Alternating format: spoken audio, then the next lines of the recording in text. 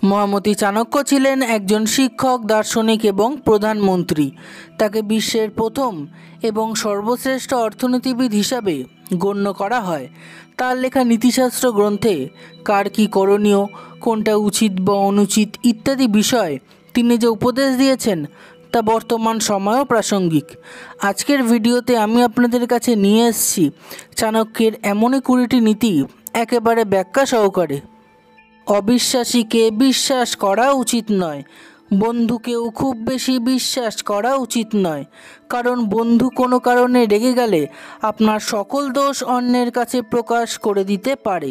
অর্থাৎ ভালো বন্ধু সকলেরই কাম্য, কিন্তু বন্ধুকে নিজের দোষ, দুর্বলতা বা গোপন কথা বেশি বলা উচিত নয়। স্ত্রীর মতো বন্ধু নেই, পুত্রের মতো প্রিয় হয় না, বোনের মতো সম্মানীয় হয় না, আর মায়ের মতো গুরু নেই। অর্থাৎ মা, স্ত্রী, পুত্র এবং বোন, সংসারে এই চারের চেয়ে বেশি আপন কেউ হয় না। একটি গুণী পুত্র অনেক ভালো 100 মূর্খ পুত্রের চেয়ে। চাঁদ একাই অন্ধকার দূর করে, 1000 তারাও তা পারে না। অর্থাৎ ব্যক্তির গুণই একমাত্র তার মান, সম্মান, যশ, প্রতিপত্তি ইত্যাদি বাড়িয়ে তোলে, কারণ একটি গুণই তার অনেক দোষ দূর করতে পারে। পরাধীনতাই হলো সকল দুঃখের মূল, আর স্বাধীনতাই সকল সুখের মূল। এটাই সুখ দুঃখের লক্ষণ বলে জানবে। অর্থাৎ যে যতই ধনীর বংশে জন্মগ্রহণ করুক না কেন, পরাধীন থাকলে সে ধনের কোনো মূল্য নেই।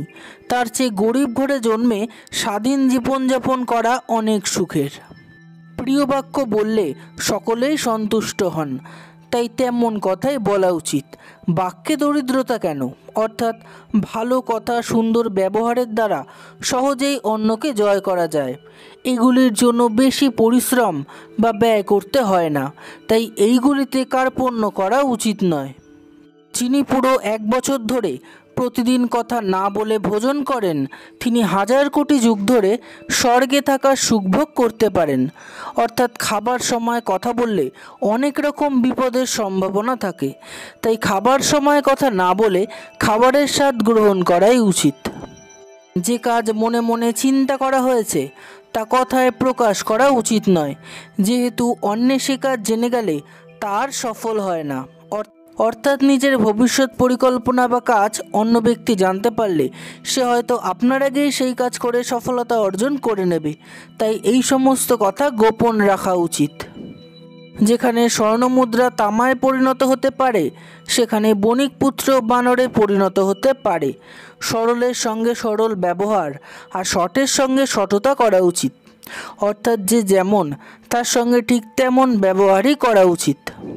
আজ্ঞাপ্রাপ্ত না হয়েও যে পিতামাতার কাজ করে সে উত্তম পুত্র।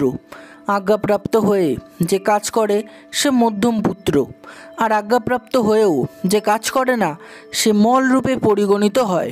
অর্থাৎ পিতামাতা কাজ করতে বললে তা সর্বপ্রথম করা উচিত, এমনকি কাজের হুকুম না দিলেও কর্তব্য কর্ম করা উচিত। বিজ্ঞ বুদ্ধিমান ব্যক্তি এক পায়ে গেলেও অন্য পায়ে অবস্থান করেন। পরবর্তী স্থান ভালো করে না দেখে আগের স্থান ত্যাগ করেন না। অর্থাৎ যে কোনো কাজ করার আগে ভালো করে ভাবনা চিন্তা করে তবেই এগানো উচিত। ভোজনের ব্যাপারে বিলম্ব করা উচিত নয়। নারীর প্রতি আসক্ত হয়ে ভুল পথে যাওয়া উচিত নয়। বিদ্যালাভের জন্য বিদ্যার্থীকে গরুড়ের মতো বেগবান হয়ে বহুদূরেও ছোটাছুটি করতে হবে। অর্থাৎ পেট ভরে খাবার না পেলেও দুঃখ রাখা উচিত নয়। নারীর প্রতি আসক্ত হওয়ার আগে ভালো করে ভেবে দেখা উচিত, কিন্তু বিদ্যালাভের জন্য সব কিছু করা যেতে পারে। মাতা এবং পিতা দুজনেই শত্রু হবেন যদি তারা তাদের সন্তানকে লেখাপড়া না শেখান। সেই পুত্রের অবস্থা বকের মতো হবে, যে হাঁসেদের মধ্যে শোভা পায় না। অর্থাৎ পিতামাতার প্রথম কর্তব্য সন্তানকে লেখাপড়া শেখানো, না হলে সেই সন্তান মানব সমাজে শোভা পাবে না। ঠিক যেমন হাঁসেদের মধ্যে বককে বেমানান লাগে। বিপদ আপদের জন্য ধন সঞ্চয় করা উচিত। পত্নীকে ধনের বিনিময়ে রক্ষা করা উচিত, আর ধনের বিনিময় এবং পত্নীর বিনিময়ে নিজেকে রক্ষা করা উচিত। অর্থাৎ নিজের চেয়ে মূল্যবান বস্তু জগতে আর কিছু নেই। ধন রক্ষা করা কর্তব্য, স্ত্রীকে রক্ষা করাও কর্তব্য, কিন্তু তা অবশ্যই নিজের বিনিময় নয়। বৃক্ষ যদি নদীর তীরে থাকে, ধন যদি পরের হাতে থাকে, কোনো কাজ যদি স্ত্রীলোকের গোচরীভূত থাকে, তবে সমস্তই বিফল হবে। অর্থাৎ নারী জাতির স্বভাব গোপন কথা প্রকাশ করে দেওয়া, তাই গুরুত্বপূর্ণ কাজ বা গোপন তথ্য নারীদের না জানানোই উচিত। হাতিকে 1000 হাত দূর থেকে, ঘোড়াকে 100 হাত দূর থেকে, সিংহওয়ালা পশুকে 10 হাত দূর থেকে, আর দুর্জন ব্যক্তিকে দেখা মাত্রই সেই স্থান ত্যাগ করবে। অর্থাৎ সব রকম উপায় দুর্জন ব্যক্তির সঙ্গ পরিত্যাগ করে চলা উচিত। দুর্জন ব্যক্তিরা পশুর চেয়েও বেশি ভয়ঙ্কর হয়। সমুদ্র হলো পৃথিবীর আবরণ, প্রাচীর হলো গৃহের আবরণ, রাজা হলেন দেশের আবরণ, আর চরিত্র হলো বধূর আবরণ।